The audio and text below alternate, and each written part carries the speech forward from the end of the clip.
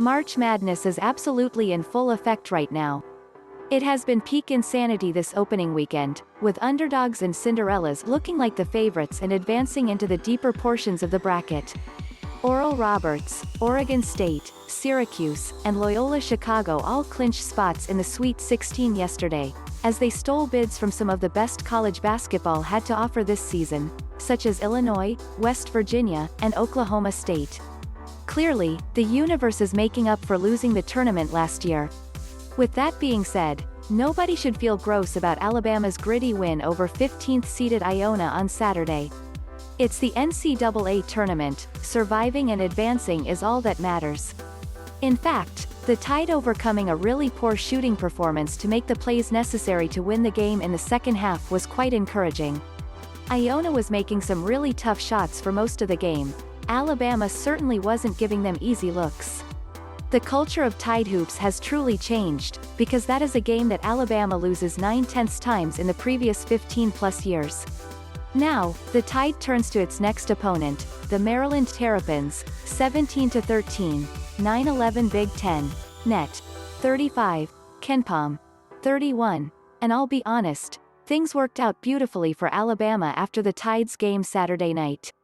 With UConn putting on its worst shooting performance of the season, and Texas turning the ball over on nearly a third of its possessions, both of the fellow KenPom top 25 teams on the Tide side of the region, who both have great size and depth in the front court, to boot, have been eliminated. Instead, Alabama's path to the Elite Eight runs through nothing but double-digit seeds.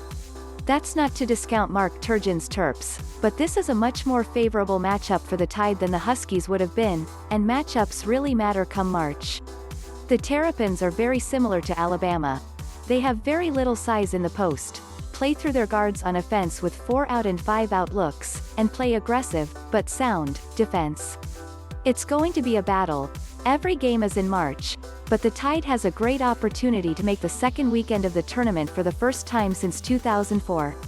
Starting 5.65 Daryl Morsell, 8.9 ppg, 4.1 rpg, 2.8 apg, 1.0 spg, guard 6.5 Eric Ayala, 15.2 ppg, 4.2 rpg, 2.2 apg, 1.2 spg, guard 6.6 Aaron Wiggins, 14.0 ppg, 5.8 rpg, 2.5 apg, 1.1 spg, wing 6.6 Hakeem Hart, 7.1 ppg, 3.6 rpg, 1.8 apg, post 6.7 Donta Scott, 10.9 ppg, 6.1 rpg, 1.9 apg, 1.0 spg. Again, in a lot of ways, playing Maryland will be like looking into a mirror for Alabama. You could argue that they basically play 4 big guards and a wing, which is very similar to Alabama's lineup when Jawan Gary is in at the 5.